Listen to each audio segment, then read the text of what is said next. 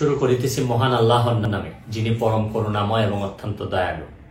আপনারা যারা আমার ফ্যান ফলোয়ার আছেন, বিভিন্ন সময় বিভিন্নভাবে আমার উপর কষ্ট পেয়েছেন, তাদের উদ্দেশ্যে একজন সাবেক এমপি হিসাবে আমি দুটি কথা বলতে চাই।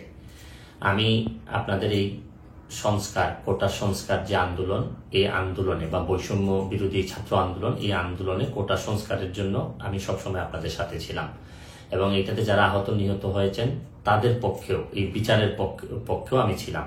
কিন্তু আমার ব্যর্থতা হচ্ছে কি, আমি আপনাদেরকে বুঝাইতে পারি নাই।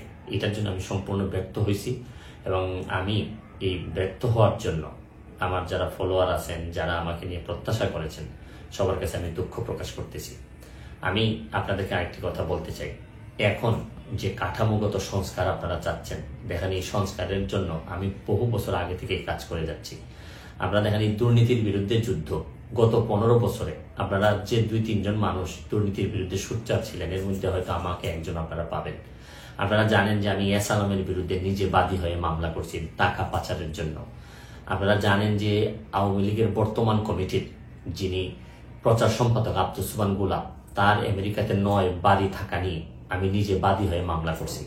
আমি পুলিশের সাবেক আইজিপি বেনজিরের বিরুদ্ধে নিজে বাদী হয়ে দুদকে মামলা করছি। মহান সংসদে আমি তার বিরুদ্ধে বক্তব্য দিছি। মতিউর যে কর কমিশনার মতিউরের বিরুদ্ধে আমি মামলা করছি। আমি সালাম মুর্শিদির বাড়ির নিয়ে মামলা করছি।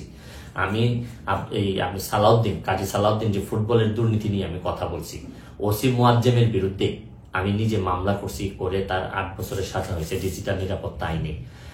আপনারা জানেন যে জীবনে যত ঝুঁকি ছিল, আপনারা জানেন যে এই কোটা আন্দোলন শুরু হওয়ার 2 সপ্তাহ আগে আমি প্রেস কনফারেন্স করে বলতে বাধ্য হয়েছি, আমি জিডি করছি যে আমার জীবনের উপর হুমকি আছে এইসব দুর্নীতির বিরুদ্ধে প্রতিবাদ করতে গিয়ে।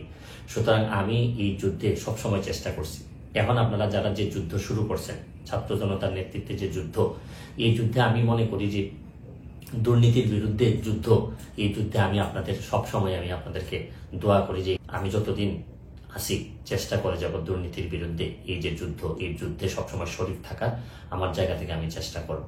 এই বলে আজকের মতো বিদায় নিচ্ছি। ভালো থাকুক আমার বাংলাদেশ, ভালো থাকুন সবাই। ধন্যবাদ। প্রিয় নাম্বার সেট করে বিকাশে সেন্ড মানি করুন ফ্রি।